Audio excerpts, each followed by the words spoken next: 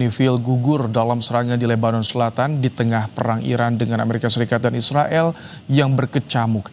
Indonesia pun mendesak investigasi dilakukan secara transparan atas serangan itu ke Dewan Keamanan PBB. Untuk membahasnya, kami saat ini sudah bersama dengan Serma Purnawirawan Muhtar Effendi, mantan anggota Unifil PBB periode 2010 hingga 2011. Selamat malam, Pak Muhtar. Selamat malam, Bang.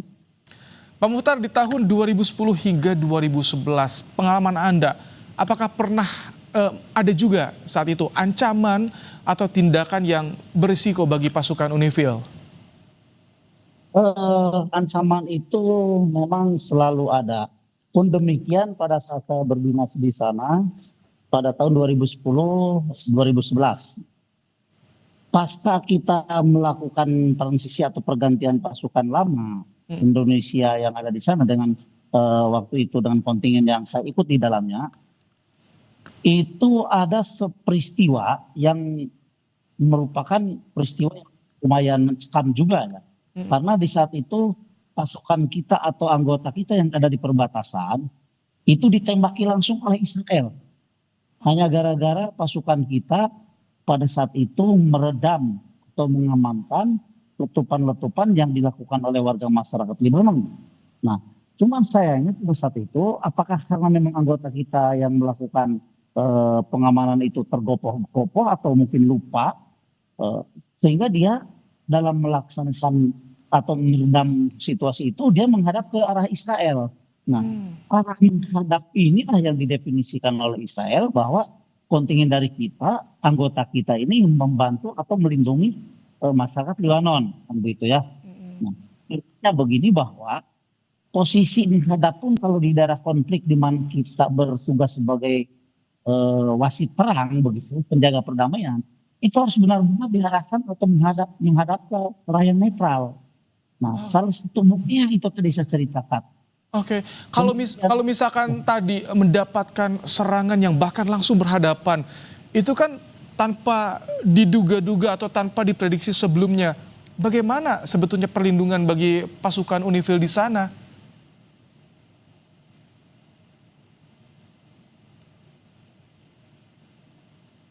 Halo Pak Muhtar. Nah, kurang jelasin, Bang, kurang jelasin dari Abang. Pak Muhtar, ini agak sedikit terganggu tampaknya sambungan internet. Pak Muhtar, halo, mendengar suara saya dengan jelas? Saya dengar. Jadi kalau misalkan Ya, itu jelas. harus menghadapi serangan yang tanpa diprediksi sama sekali, bagaimana sebetulnya perlindungan bagi Unifil di sana, Pak?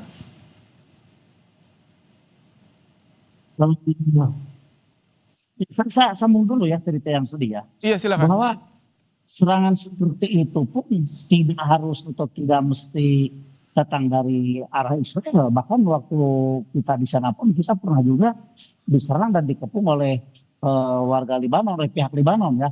Karena hanya ada semacam kecelakaan lalu lintas yang mengakibatkan meninggalnya warga Lebanon, di mana warga Lebanon membawa kendaraan dan menabrak panser kita yang notabene panser kita itu lagi diparkir sesuai dengan pos dan titik keamanan yang titik pengamanan yang memang sudah diploting sebagai lokasi posting jauh, katakanlah begitu ya. Nah, bahwa terjadinya serangan baik di pihak Lebanon maupun di pihak Israel, itu kan serangan yang tidak kita duga. Sehingga sesuai dengan SOP yang diberikan oleh Unifil kepada kita, manakala terjadi serangan kepada pihak kita, apalagi kalau serangan itu diarahkan ke base camp kita yang notabene base camp kita ini ada di lokasi Atsid Al-Qusair yang kemarin ditembak sama Israel itu kita sudah punya shelter masing-masing, Bang. Oke. Karena memang pembuatan shelter itu memang diperintahkan oleh Unifil untuk apa? Untuk perlindungan kita manakala kita mendapatkan serangan. Kenapa demikian? Kita ini kan penjaga perdamaian, tidak dikasih kewenangan dan berkandilan untuk melakukan serangan balasan kepada penyerang kita. Gitu. Oke. Baik, Pak Muhtar, ini kan saat ini yang menimpa 3 prajurit tengah diinvestigasi tentunya. Ya. Pemerintah kita juga mendesak PBB usut tuntas. Nah, menurut Anda yang pernah bergabung di Unifil, sebetulnya nih, sebaiknya apakah pasukan di Unifil kita ditarik terlebih dahulu sambil menunggu proses investigasi, atau seperti apa ini kalau menurut Anda?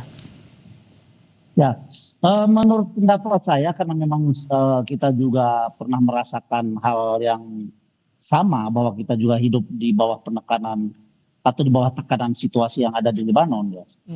Pertama kalau kita dengan adanya peristiwa yang terjadi kemarin tanggal 29 dan tanggal 30 itu, kita ini kan tidak bisa serta-merta pasukan kita ini ditarik sebelah pihak, Bang. Kenapa demikian? Karena pengiriman pasukan kita ke Unifil ke Lebanon itu juga berdasarkan komitmen dan perjanjian yang dibuat antara pemerintah kita dengan PBB. Oke. Jadi kalaupun pasukan kita harus ditarik mundur gara-gara peristiwa kemarin, yaitu harus seizin PBB. Tidak bisa kita menarik sebelah pihak.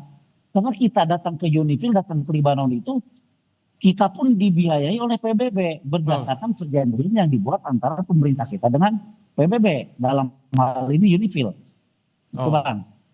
Baik, ya arti kita akan tunggu juga tentu ya bagaimana proses investigasi yang akan dilakukan oleh Dewan Keamanan PBB, karena sudah disampaikan juga oleh perwakilan tetap Indonesia di Dewan Keamanan PBB.